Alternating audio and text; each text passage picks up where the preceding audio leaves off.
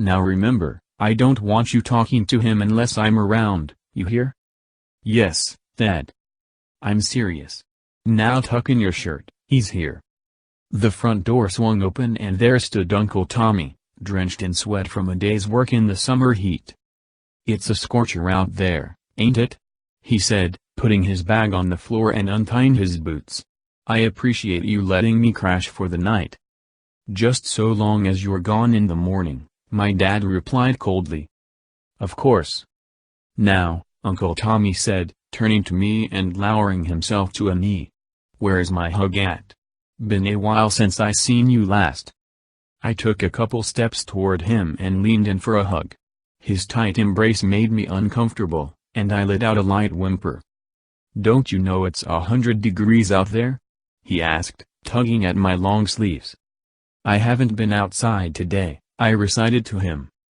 "Don't you have some chores to finish up?" Dad interjected.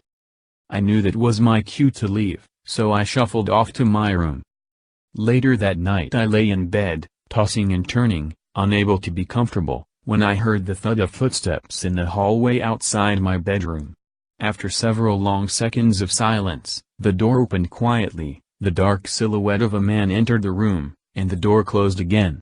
For several more seconds there was nothing but unrelenting silence.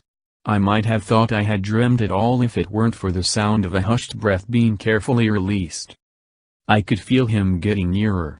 The warmth of another person in the room was unfamiliar at this hour. I was not prepared for this. I prayed he would go away, to even come back in the morning if he must. He reached down and touched me. He rolled me onto my stomach and lifted up my shirt. From the corner of my eye I could see two things, the faint beam of a pocket flashlight, and Uncle Tommy's eyes studying my bare skin. His rough fingers ran up and down my back. Suddenly, he got up and walked to the bedroom door and left. I tried again to fall asleep, eventually succeeding. He was gone by the time I awoke. Around noon the phone rang while my father was out. "Hello?" I answered. "Hey buddy. Uncle Tommy?" "Yeah.